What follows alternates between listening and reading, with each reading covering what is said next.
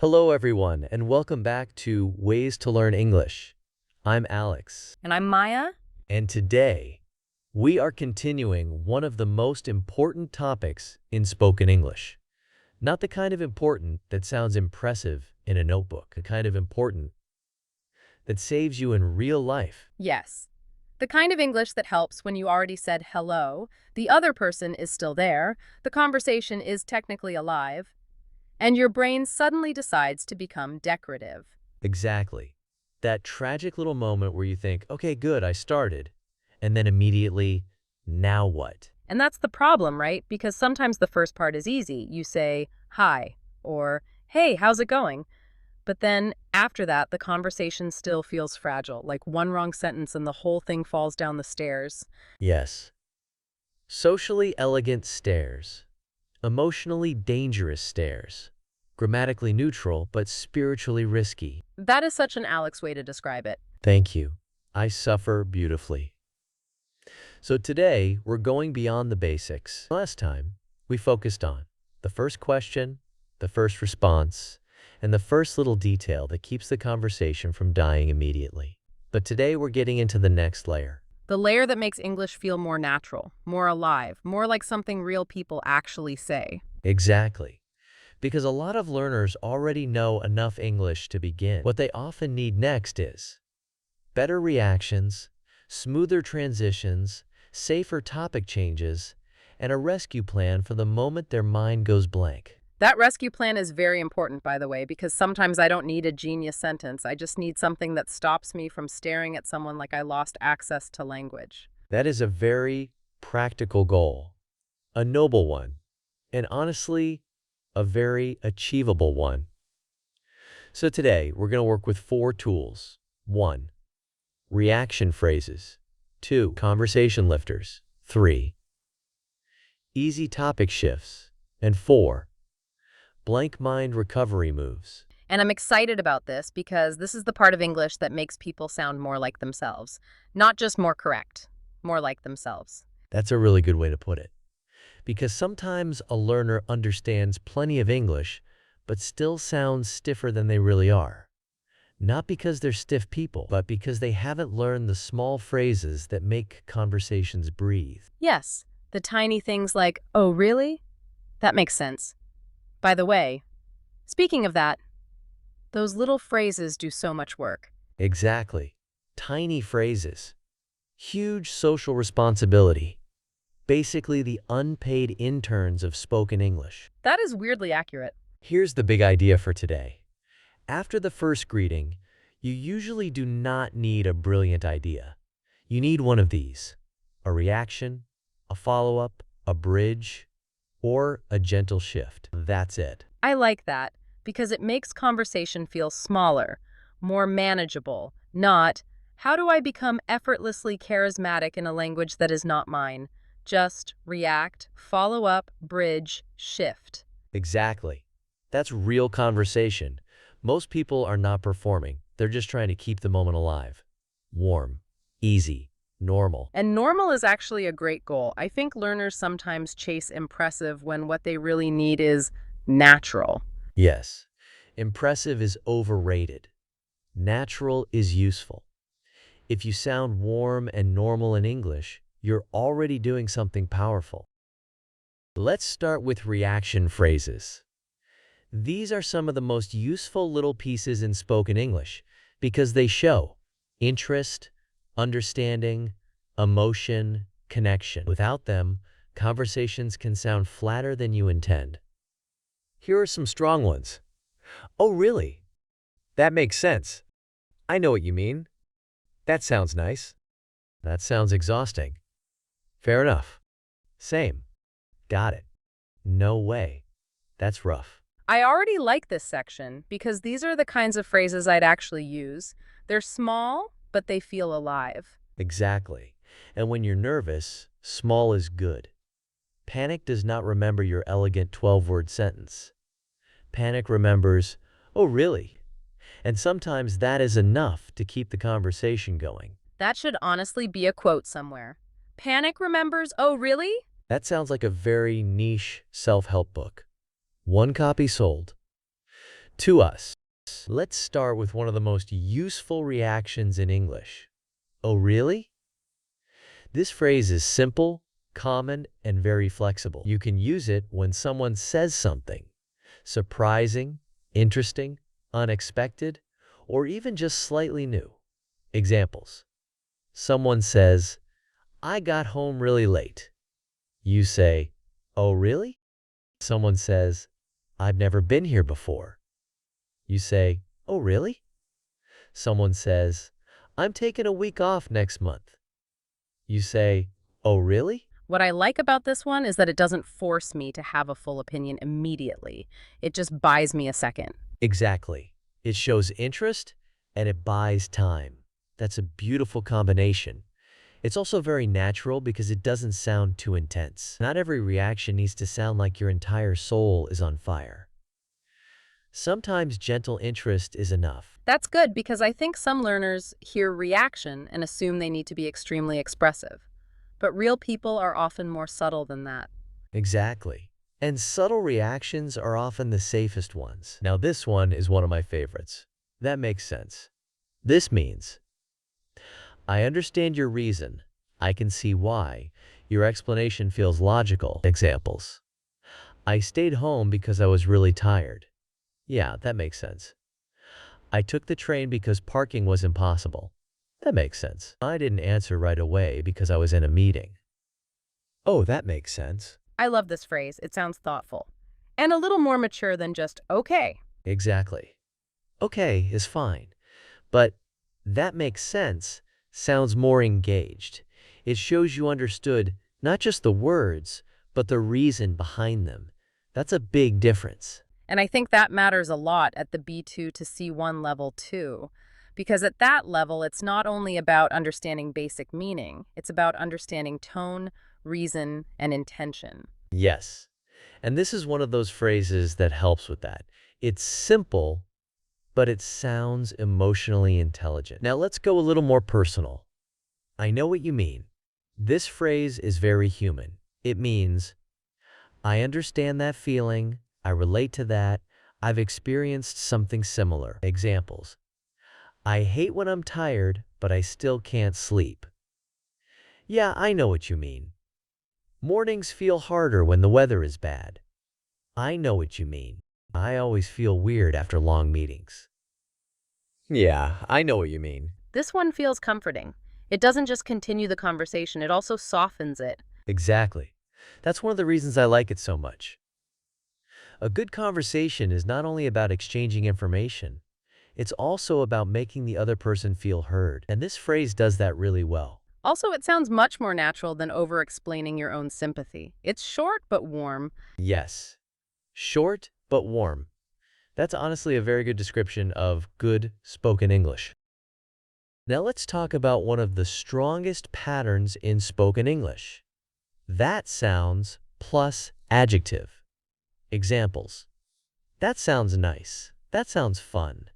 That sounds exhausting. That sounds stressful. That sounds awkward. That sounds amazing.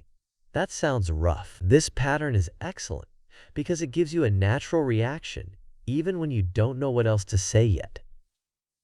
Examples. I spent all morning moving furniture. That sounds exhausting. We're going away for the weekend. That sounds nice. I have 3 deadlines this week. That sounds stressful. I had to give a presentation with no warning. That sounds awful. This is one of my favorite patterns already, because it feels practical. Even if my brain is slow, I can still do this. Exactly. And that matters. If a phrase works only when you are fully relaxed, well-rested, emotionally stable, and spiritually aligned with the universe, it may not be the most useful phrase. That is a very specific standard, but yes. This pattern works in real human conditions. And that's what we want. Now here's one that's a little more advanced, but very natural. Fair enough.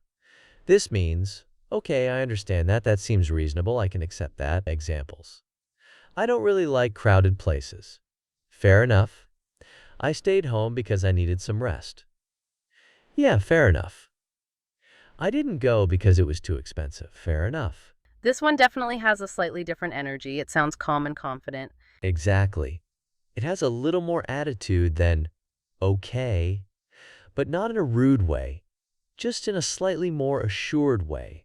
It's a very natural phrase if you want to sound relaxed and fluent. I think I'd use this one once I feel comfortable enough to carry it naturally, because it has a vibe. Yes, and you should respect a phrase with a vibe. Next, same, beautiful, efficient, emotionally supportive, lazy in the best possible way. Examples: I'm so tired today. Same. I really need coffee.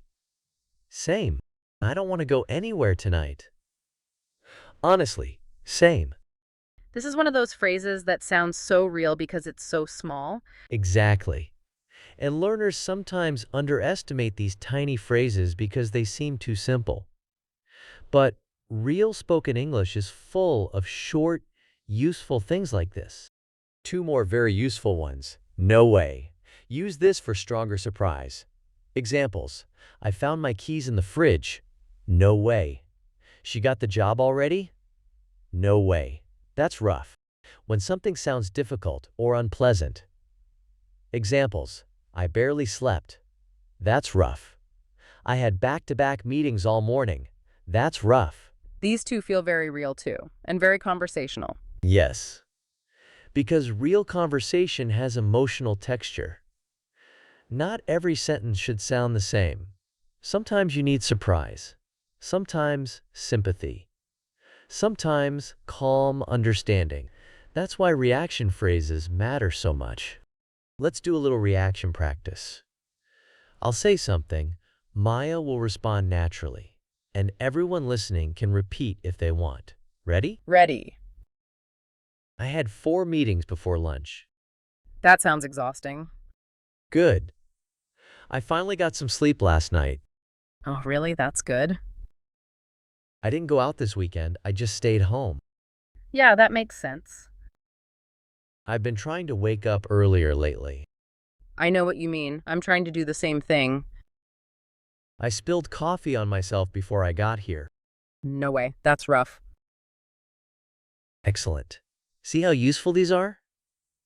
They are small, but they make the conversation feel alive.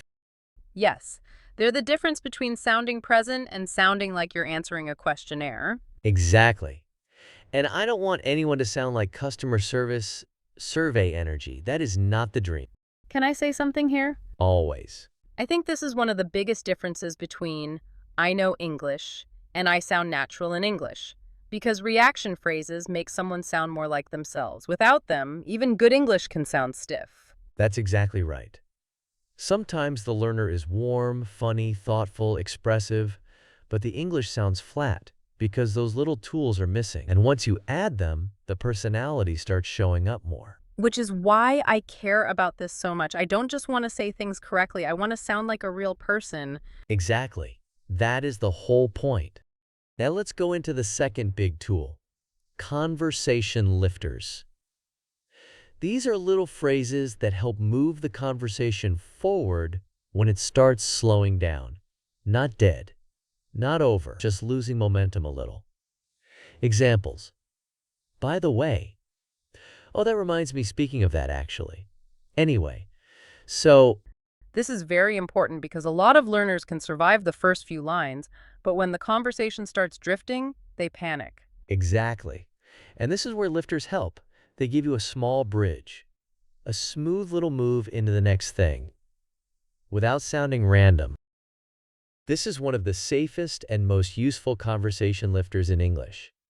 You use it when you want to add something slightly new. Examples: by the way, have you been here before? By the way, did you finish that project? By the way, are you doing anything later? This one feels especially safe. Not too formal, not too casual, just useful. Exactly. If you only remembered one conversation lifter, this could honestly be the one. This is great when something in the conversation makes you think of something related. Examples: oh, that reminds me, I still need to answer that email. That reminds me, I wanted to ask you something. Oh, that reminds me, have you seen that new cafe? I like this one because it sounds how people actually think. Thoughts connect.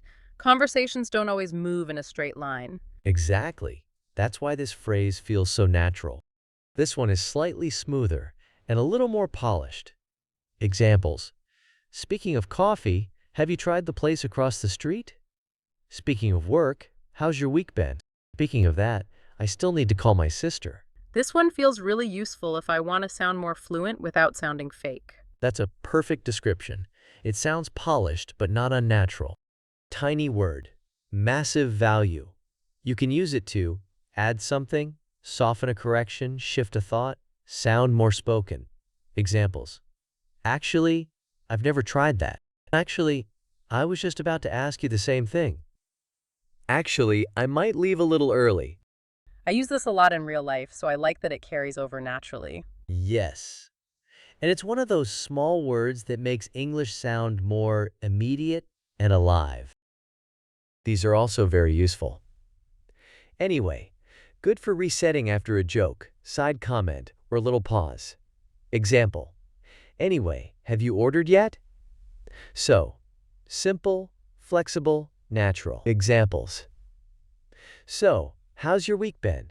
So, what are you getting? So, are you doing anything later? I think so gets ignored because it seems too basic. Exactly. But basic and useful are old friends. And so is incredibly common in real conversation. This is one of the things nobody really explains when you're learning English. You learn questions, you learn answers, but not always how to move between them. That's exactly right. Conversation lifters are the language of movement. Without them, the conversation can feel like question, answer, form, exit. And nobody wants to sound like they're collecting witness statements. Correct. Unless that's somehow your dream. And honestly, aim higher. I really like this lesson because it makes English feel more alive. Yeah, a lot of learners already know some English. What they often need next is not a huge grammar upgrade. They need the little phrases that make conversations feel natural. The small reactions. The small signals. The parts that show, I'm listening, I understand, I'm still here. Exactly. Because conversation is not only about saying correct things. It's also about making the other person feel that you're present. And I think that's why reaction phrases are so important. They're small, but they make a huge difference. Yes. They help your English sound less stiff and more human. So if your English has ever felt too flat, too serious, or too formal, It may not mean your English is weak. It may just mean you need better reactions. and those are absolutely learnable. Exactly. Little by little. And that brings us to the end of today's episode. Thank you for listening and practicing with us. This week, try one simple thing. Use one reaction phrase in a real conversation. Something like, oh, really? Or that makes sense. Or, I know what you mean. Keep it simple, keep it natural. Because small phrases can make a big difference. And if you enjoyed learning with us, don't forget to subscribe. See you in the next episode. And feel free to listen to our earlier episodes too.